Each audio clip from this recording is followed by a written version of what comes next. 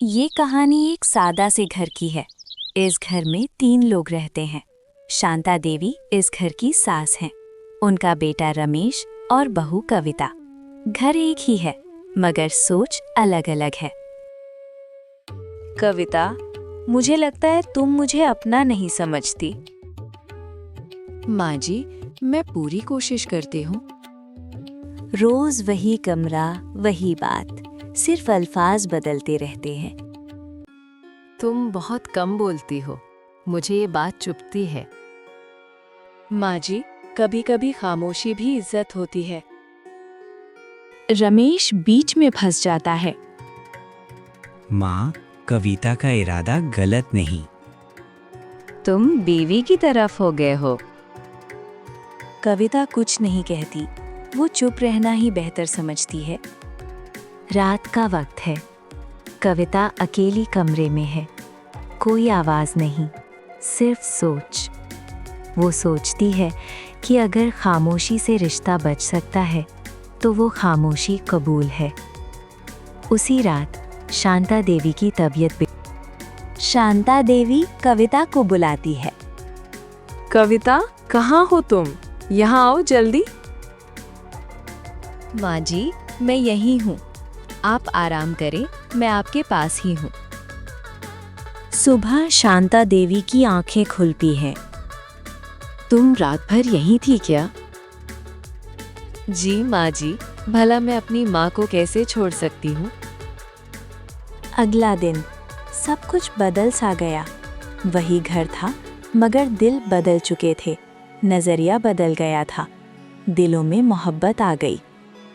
मैंने तुम्हारी खामोशी को गलत समझा, तुम्हारे साथ गलत व्यवहार किया। मुझे माफ करना बेटा। माँ जी, ऐसे ना कहिए। आप मेरी माँ हैं। मेरे दिल में आपके लिए कोई गिला नहीं। आज घर हल्का लग रहा है। शुक्र है भगवान, अब सब कुछ ठीक हो गया इस घर में। इस कहानी से ये सीख मिलती है कि रिश्ते आवाज से नहीं, नीयत से चलें तो कभी नहीं टूटते। ये कहानी एक सादा से घर की है। इस घर में 3 लोग रहते हैं। शांता देवी इस घर की सास हैं। उनका बेटा रमेश और बहू कविता। घर एक ही है मगर सोच अलग अलग है। कविता, मुझे लगता है तुम मुझे अपना नहीं समझती।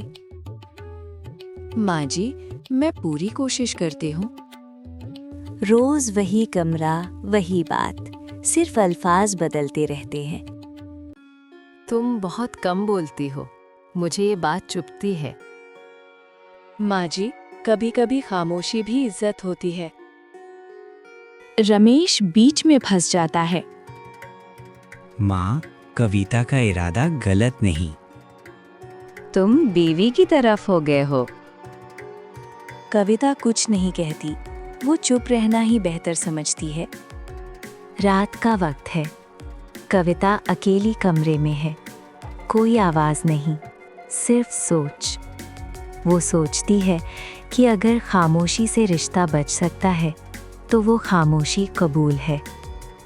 उसी रात शांता देवी की तबीयत शांता देवी कविता को बुलाती है।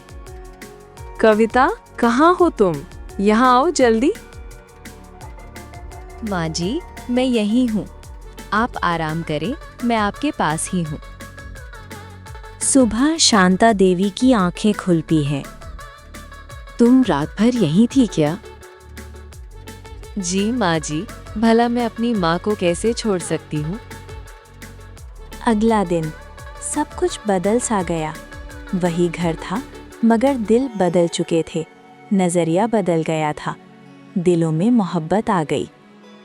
मैंने तुम्हारी खामोशी को गलत समझा, तुम्हारे साथ गलत व्यवहार किया।